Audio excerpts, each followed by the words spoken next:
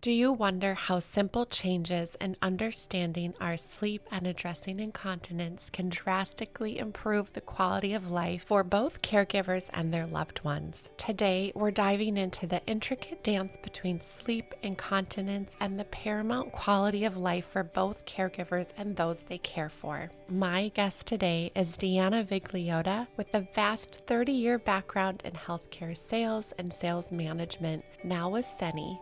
Their mission is to support, provide information, and educate caregivers and healthcare professionals through initiatives and education, supporting those such as Teepa Snow, the Alzheimer's and Dementia Resource Center, and many more impactful organizations. A good night's sleep has profound effects on our health, mood, and overall well-being. Beyond just the physiological benefits, undisturbed sleep plays a crucial role in the emotional and psychological health of our aging loved ones. And in this delicate balance, caregivers find their rhythm, ensuring the best for those they care for while also tending to their own well-being. Join us today as we look at understanding the multifaceted impacts of sleep, exploring misconceptions about incontinence, and strategies to promote restorative rest. With insights from Deanna, we'll explore the profound link between quality sleep and an enriched quality of life. We also have conversation about some of Deanna's favorite people in the industry, explore the incredible initiatives that Seni supports, and shares the many ways that caregivers can enrich their approach to care, ensuring a holistic balance between physical, emotional, and psychological well-being for both themselves and their loved ones. Here is my interview with Deanna Vigliotta. Hi, Deanna. This is so fun. We get to do this today. So thank you for joining me. Well, you know what? Honestly, sincerely, right back at you. Oh, I've enjoyed getting to know you, and I really appreciate this. I always appreciate platforms to be able to speak with people. So yeah, fun, and thank you. yeah. Thanks a million. Oh my gosh, absolutely. My pleasure. I just want to start by sharing we had the opportunity to be at the Alzheimer's Dementia Resource Center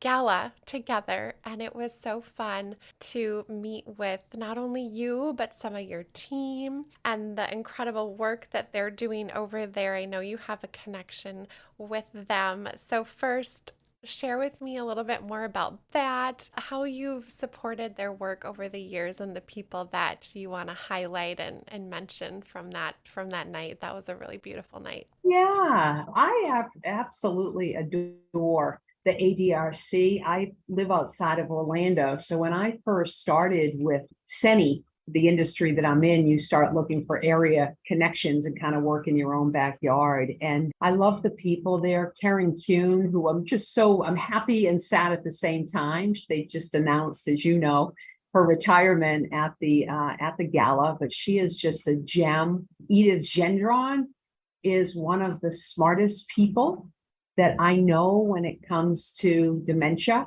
I tell this story in my old world, true story, radiology space.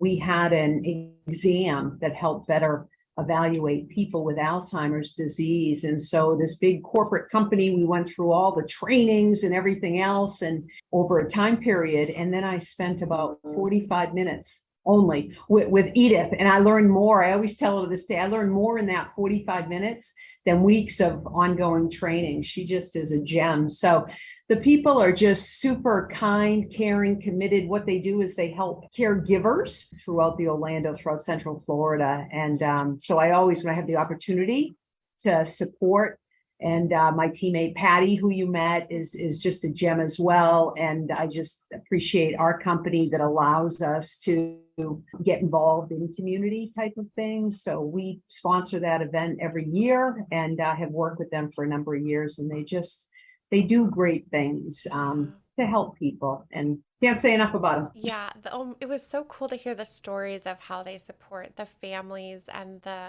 impact that they're making and the work that they were doing. It's been really, yeah, it was so great to hear more about that. So I'm excited to follow along and support them in the ways that I can as well. Yeah. Yeah. And I was so glad that you were able to come. I mean, that's just to me part of the, it's fun, it's informative, it's educational, it's all about health. It has all the elements. But I really enjoyed hanging out with you and some of the other people at the table. And for me, it's somewhat like a mini reunion reunion, being able to spend some time back in Orlando. So I always walk away from there thinking, what a great night for all the right reasons. Oh, I So bet. I bet. Yeah. And you guys do such a great job of working with and supporting other people and initiatives. Tell us some of your highlights of that for you and who you love to work with and support. I know you've got some cool people in that lineup. yeah.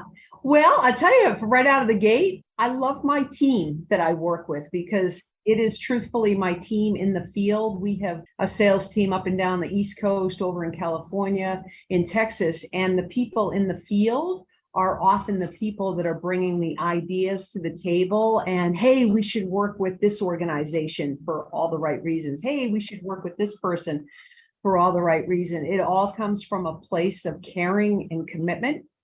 And so some of the groups that we work with, Teepa Snow, we have great respect for Teepa and she just started a foundation, the Snow Foundation last year, but we've always been big supporters of what she's doing out there to help caregivers. And she's got a whole team behind her now. Simply love the Pioneer Network and the Greenhouse Project, that actually the Greenhouse Project and the Pioneer Network merged this year to form the Center for Innovation. They're big on educating people about the importance of a whole person approach to caring for people, mostly folks in nursing homes. And so they are just Penny Cook, Carol Dumont Stryker, Susan Ryan, and their entire team. We have great respect for. We work well with them. They're another group. You, Nicole, I love what you're doing, truthfully, out in the field and the podcast. I mean, any education is, to me, knowledge is power, and people crave it, need it, want it. We need more of it when I think it comes to caring for older adults. And so I have great respect for what you're doing as well. We also support, our industry is all about adult incontinence products. So we support the Wound Ostomy Continence Nurses Society. We support the National Association for Continence, a plethora. My teammates, they often will come and say, gee, there's an Alzheimer's Association walk. It makes sense to do it in the community because it's give back. We have a fairly new rep in California, and she came to me and said, there's this great organization called the Triumph Foundation. I wasn't even familiar with them in California. They are an amazing group that we now have a partnership, and they help people that are in wheelchairs with all types of spinal cord injuries, and they help people scuba dive, play soccer. I mean, things that is just unimaginable, but they provide hope and love and care. And so again, without my teammate, I wouldn't have known about that organization, but another great one. So there are just so many. And that's one of the things that I really enjoy about this company, that it's all encompassing. It is, yeah, really holistic. And you're the master connector. Thank you. You're so great at that. Know? I know, and you love people and you love seeing people succeed and all the fun things that can come out of that. It really makes it special. Yeah. Thanks. And you do too. So Thank you. I think that's, people align with people, I think, that are like-minded. Yes. Yes, I agree. We find each other. We find each other. Yes. Well, I'm so happy that you can share with us today. I know our focus is going to really be more around sleep, which is a huge topic of conversation and so important to address and kind of dive into a little bit. So, thank you for sharing your perspective about it. Before we dive into sleep, I know that I'd love to hear a little bit more about your story and what brought you into this world of the company that you're working with and your heart behind that. Yeah, well, thank you. So I actually spent a lot of time in the radiology space. Again, enjoyed working with people, had a long career in the radiology space. And then I started looking for a new role. I had spent with my last role for about 5 years, and started looking for a new role. And I kid you not, I was ready to accept another role. But I had a few months prior, applied for a small ad on Indeed that shared about hygiene products.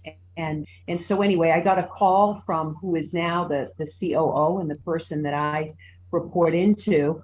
But I got an email that said, "Hey, I'm going to be in the Orlando area if you want to meet for a cup of coffee." And I was actually on my way to sign on with another role that I had done all the right things, all the research, all the PowerPoints, all the interviews, the shadowing, everything. Yeah. And well, I'm going to stop and just have coffee. And I went in and I met with COO, and I also met with what turned out to be one of my current colleagues as well. And from the minute we sat down, we were together for probably an hour, maybe an hour and a half. But I tell you, Nicole, it honestly, I don't know what it was. It just felt right and good in the gut that these two people were transparent, they were genuine, they were caring. I loved the mission. We talked about the role that was open, and I came out to the car, and I'll never forget. I called my husband and I said, "I don't know what it is. Something feels right here. It feels good." And I accepted the role, and I have not looked back since. I just have never been so happy in the people I work with, the work that we're doing, the mission that we're on.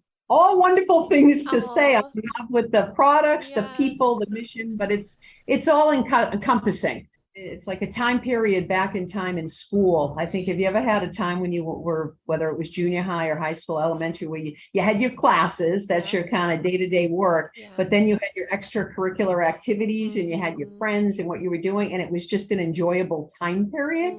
I feel like I'm back in school with all my extracurricular activities, but loving everything of it. So good. It shows. It shows.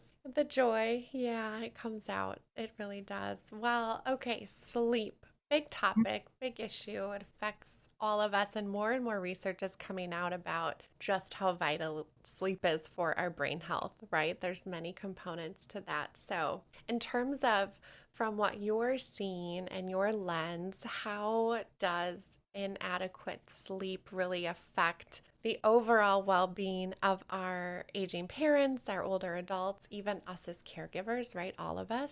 And what are some of those common sleep challenges that you see? Yeah.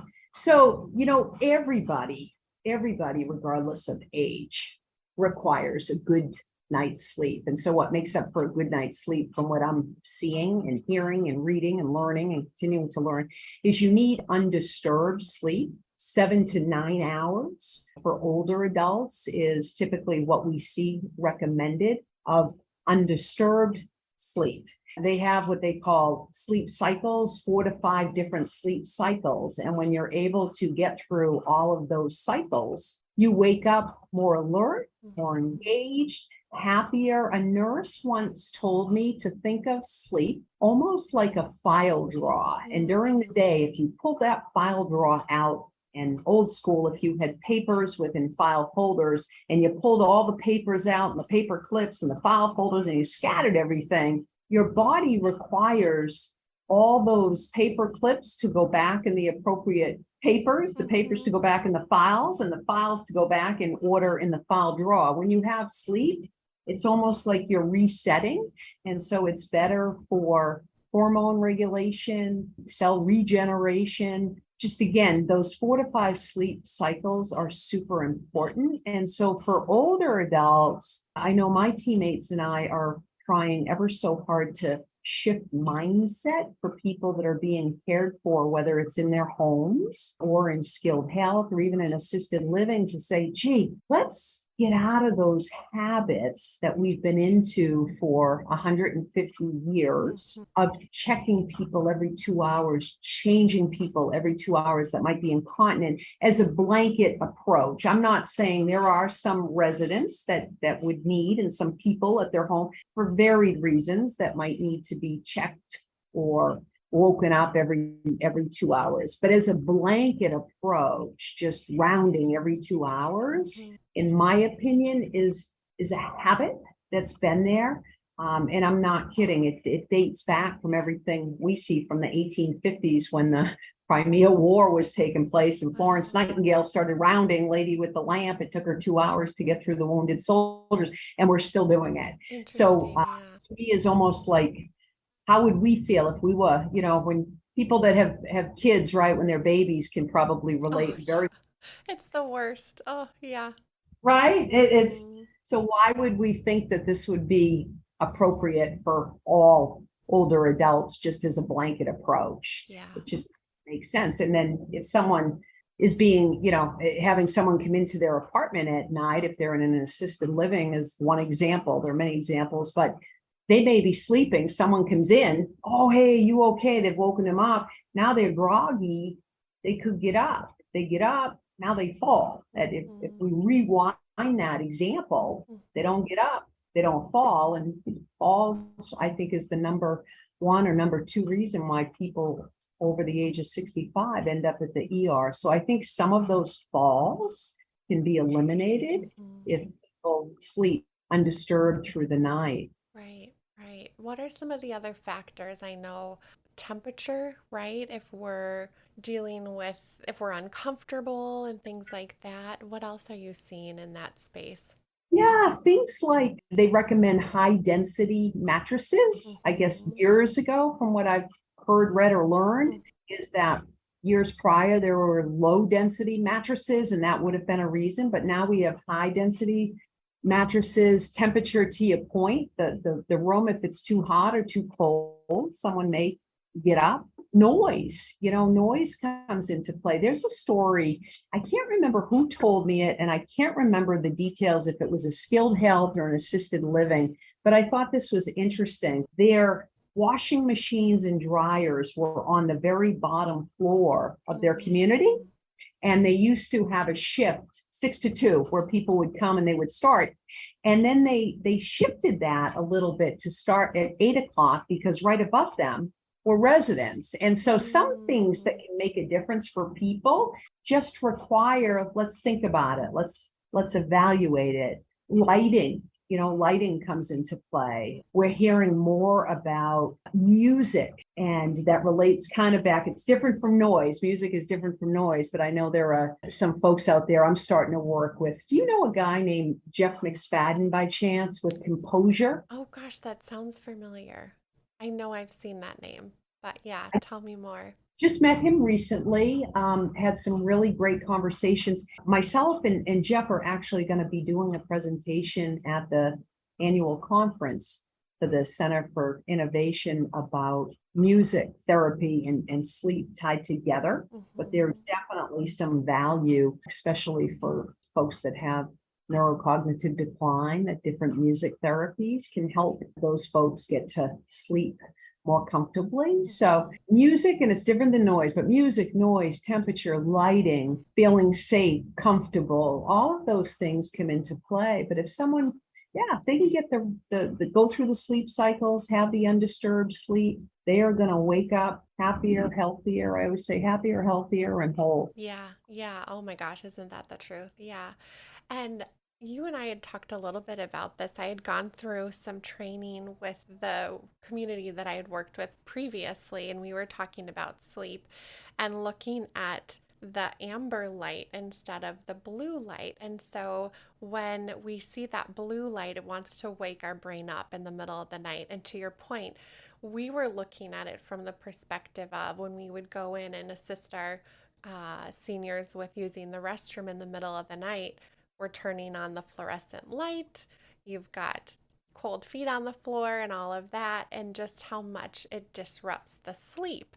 And so, can we reapproach that and add some more of that red amber light so that our bodies are not waking up? We're not turning on every light in the room, but maybe we're looking at a small lamp or something that aids in keeping our sleep more intact or the ability to fall asleep a little bit easier.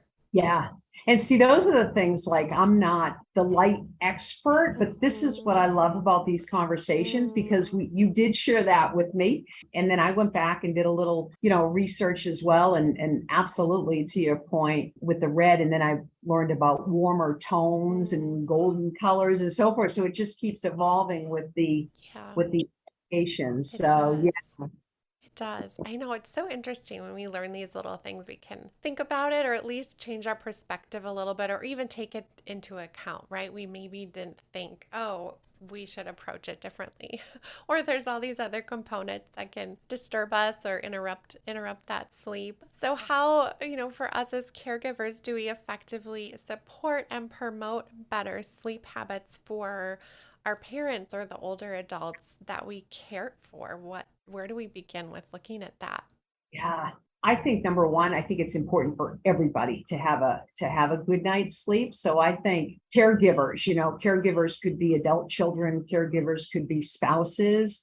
I always go back to if you have, I'm going to give an example. If you have an adult child, maybe that adult child is caring for mom or dad. That adult child has a home care agency in during the day, or mom or dad is at an adult day services program, but there's help during the day and that adult child is off to work every day and they come home at night to be with mom or dad and to take over the care duties at that time and to spend time.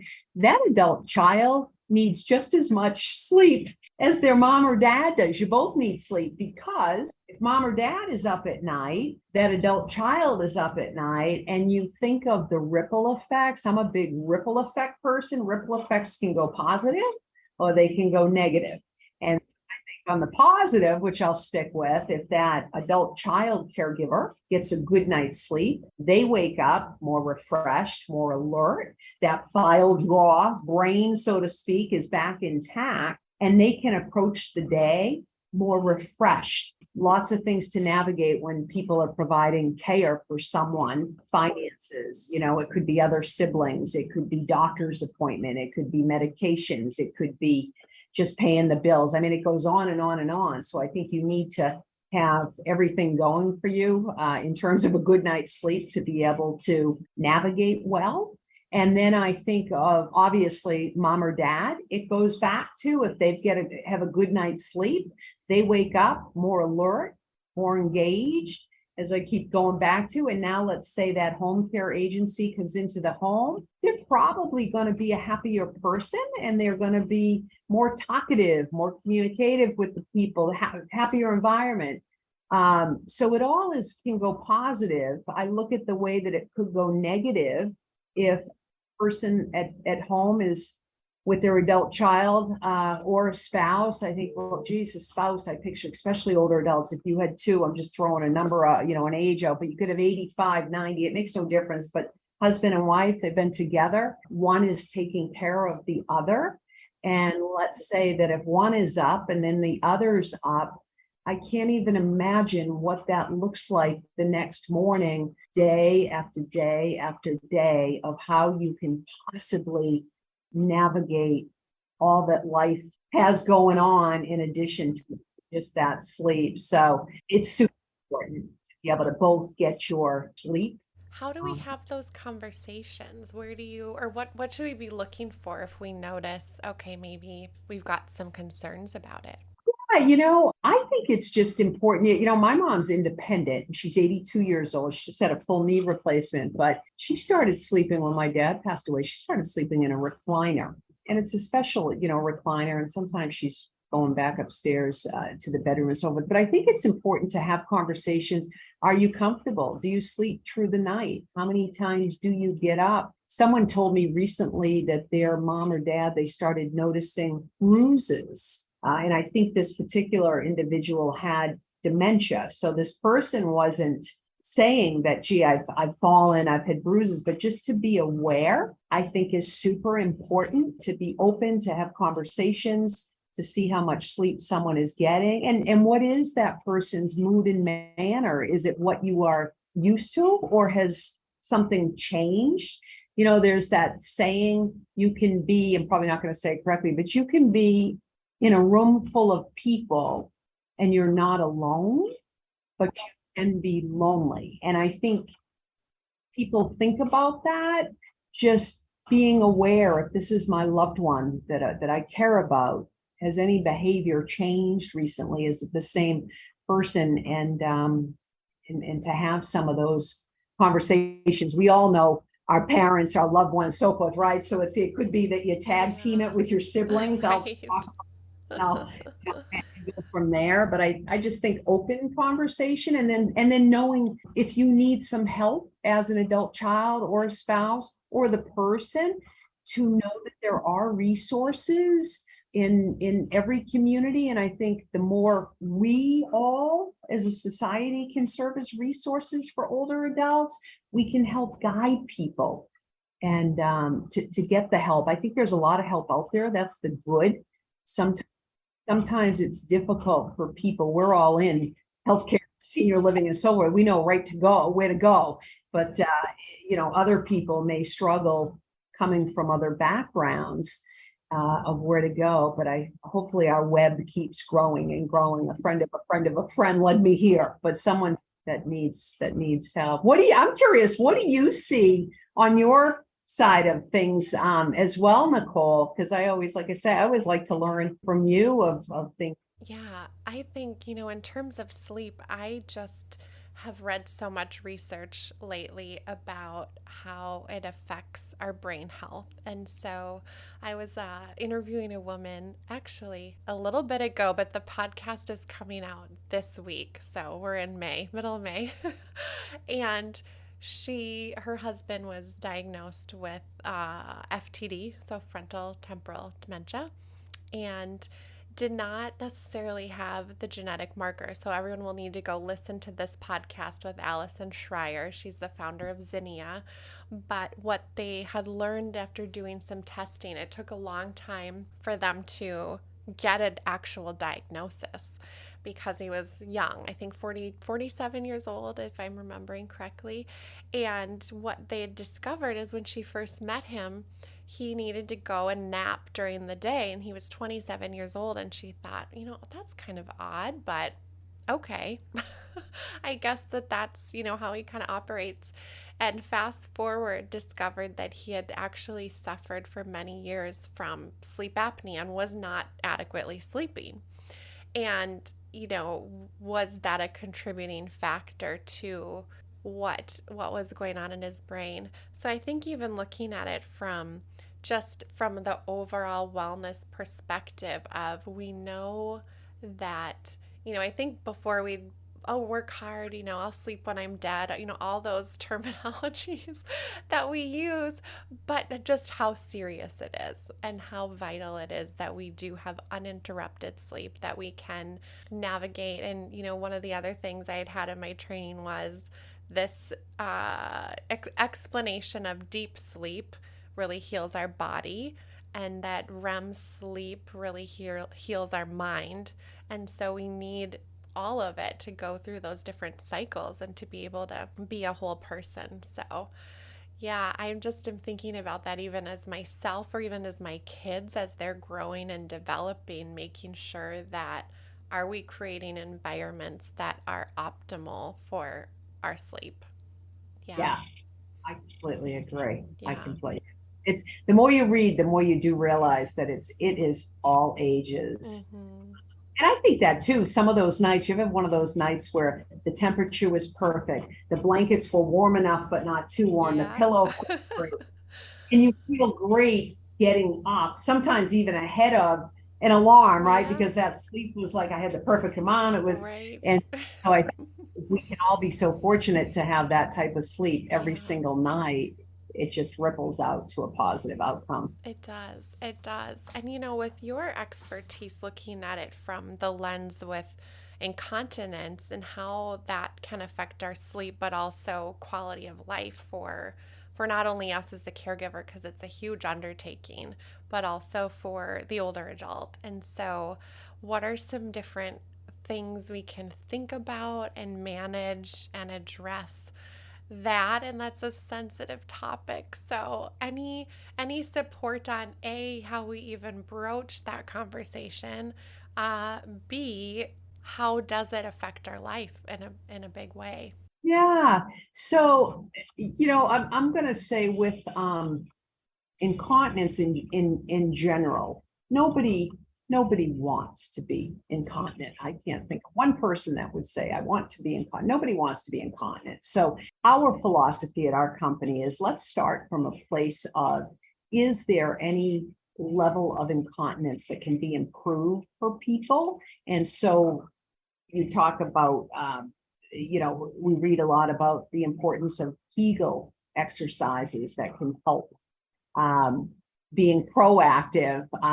For older adults, it could be looking at each individual adult, again, not a blanket approach, but looking at each individual adult and looking at fluid intake, looking at side effects of medication, looking at those things we talked about, noise at night, temperature, mattresses, all those things to look at and say, this individual that may be incontinent, is there anything here that we can change, tweak, and raise that level up from being incontinence to a level of less incontinence, if that makes sense.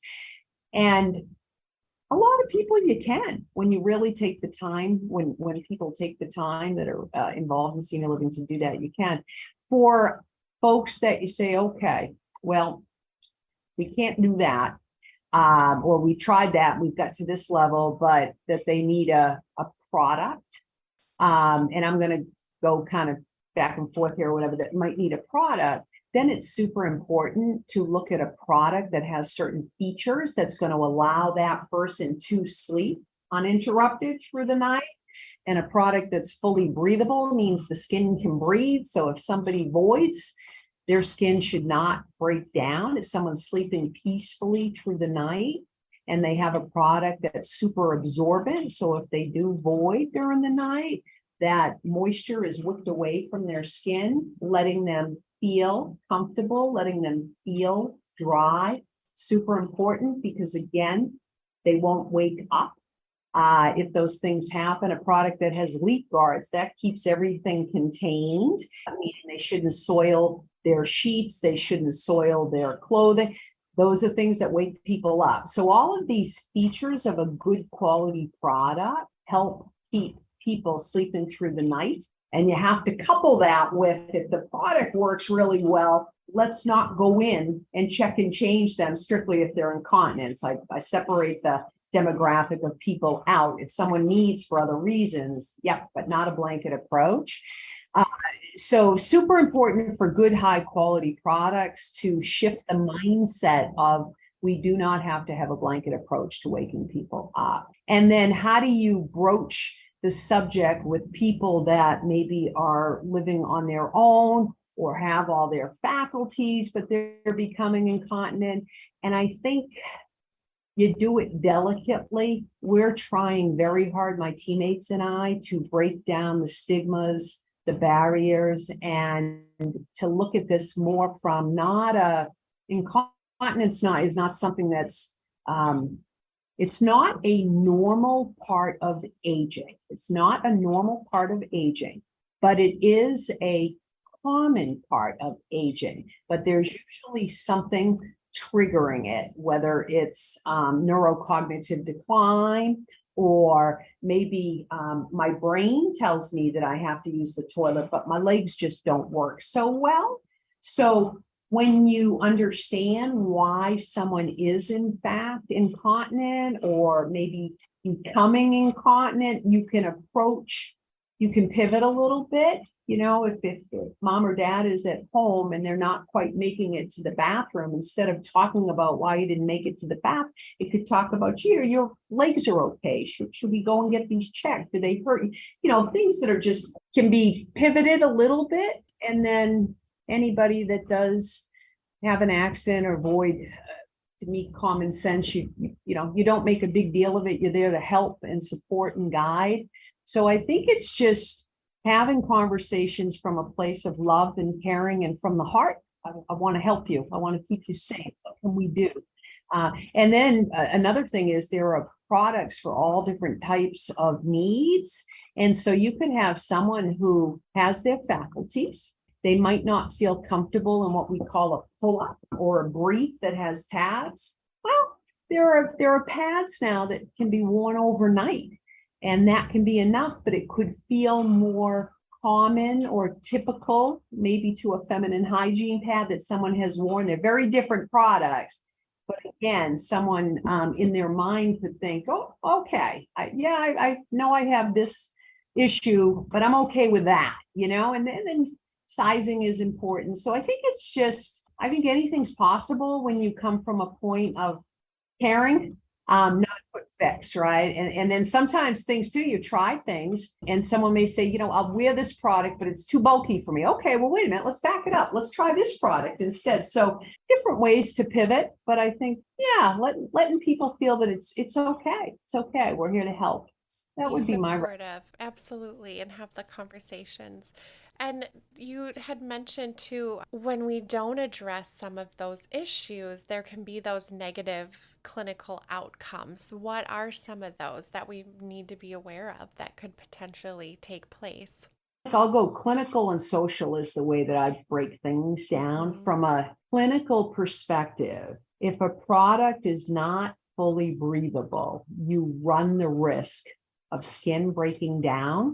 And so I'm going to use an example in an assisted living community or memory care or skilled health. I think people in the senior living and healthcare industry all come from a good place of intent. So I always clarify and say negative outcomes more often than not do not come from a place of ill will. It comes from a whole host of variables, but it's never intent, I don't think. And so anyway, if you have a product that someone's wearing and it is not fully breathable, and let's say you have a 7 to 3 shift and a 3 to 11 shift, and you might be doing your rounding, and Mrs. Smith was supposed to be checked or changed at 2 o'clock and something happened and she didn't get assistance with toileting or changing or what have you when she was supposed to, and now we're in a shift change and something else happens, or you have a lack of caregiver staffing on that particular shift, and now she has sat in a product and has voided in it and it's touching her skin. If it's not a fully breathable product,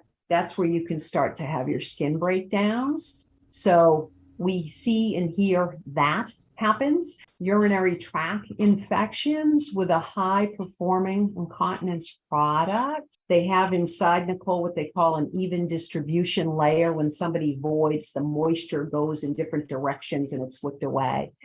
If you have a product that you were to tear up in the middle, and we're showing clinical staff this now, our products, for example, and other high performing, they do not have a plastic backing on that even distribution layer. If you have that even distribution layer with a plastic backing, you can also have skin breakdown because plastic can be more of a microclimate for moisture and sweating and so forth and heat, and that can cause the pressure breakdowns. But also UTIs, if you have microscopic pooling of urine, women have shorter urethras. So if that goes back up into the bladder, you can get a UTI. And then if you go to the doctors, right, that doctor's going to write you the script.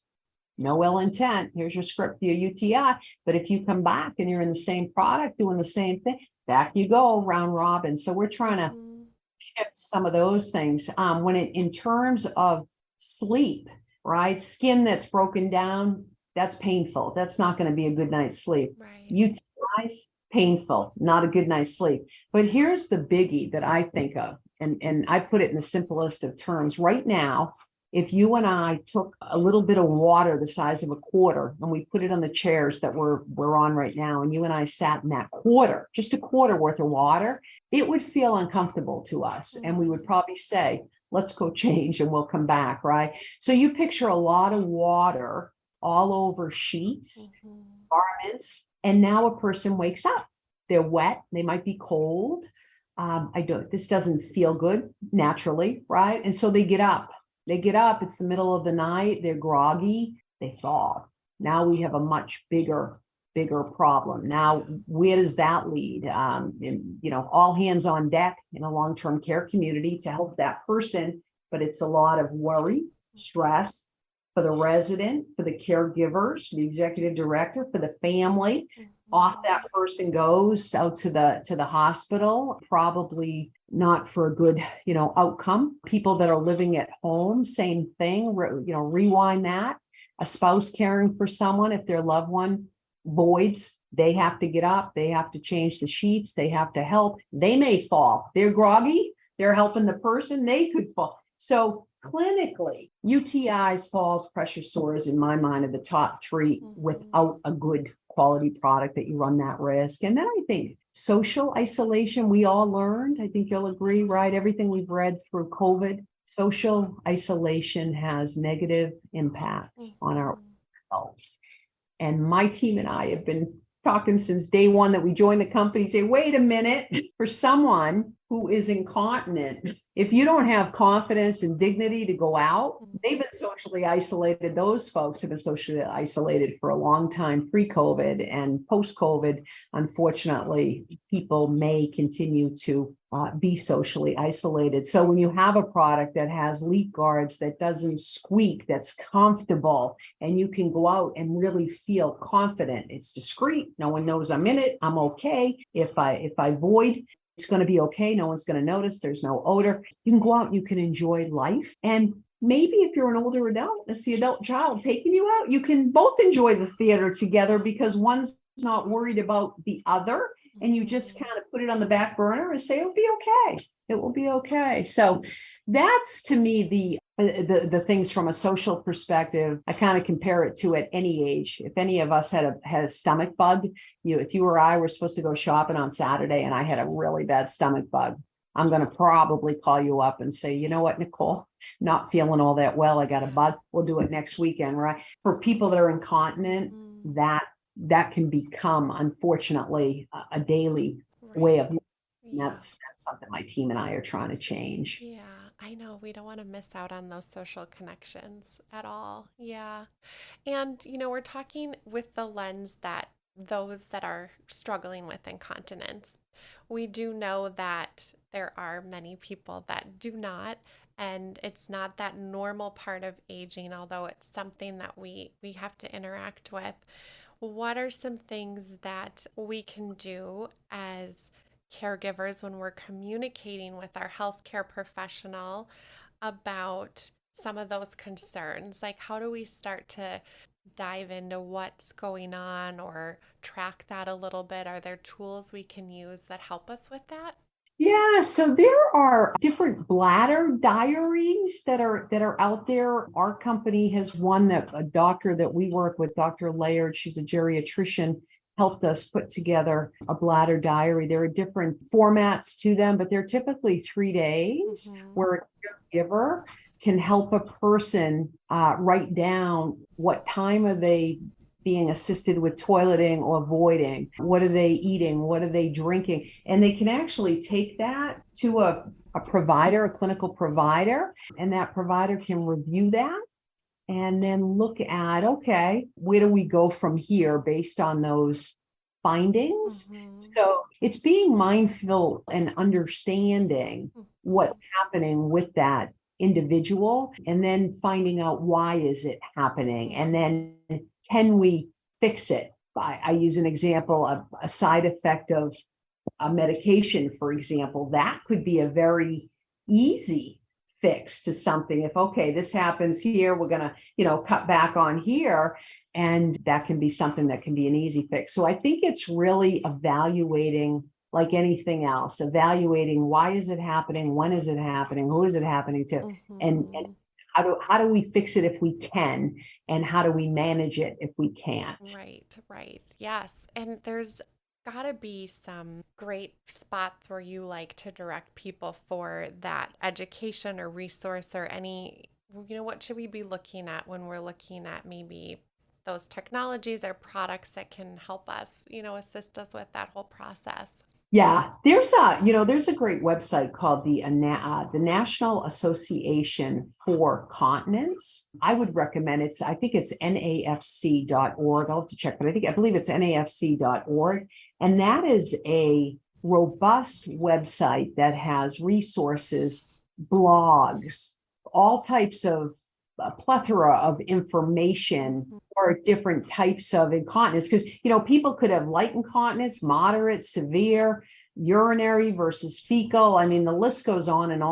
And so that's a national organization that I would highly recommend for folks that might be thinking about, okay, I've got to look at something and get some resources. And then I think in the communities, the area agencies on aging can help guide, the gala that we started talking about at the beginning, Alzheimer's and Dementia Research. I mean, most of these communities will have the Alzheimer's Association, people with dementia, but also Parkinson's, multiple sclerosis. I mean, it goes on and on. So people that can lead to resources, I think would be able to find the information. Certainly our website, I know you're going to have my contact information, but we're always open to helping people with resources. Right, absolutely. And thank you so much. It helps to know. And I think when we share right today, because our limited time, we talk in broad terms, but we know that each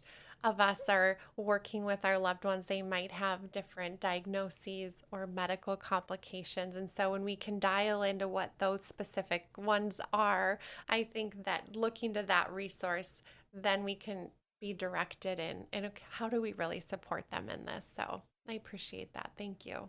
No, our pleasure. I think too, even just having conversations with providers, there's a fear of embarrassment, trust. I've worked with doctors for a long, long time. We're all human beings at the end of the day. They study anatomy. They know the human body. Nothing is going to show any clinical provider out there that they haven't heard. And out of the millions and millions and millions of people in this world, whatever the concern is, human beings at the end of the day. And there's no human being that I know of that, has the one thing that no one else has or has had, or no one's ever heard of it. So exactly.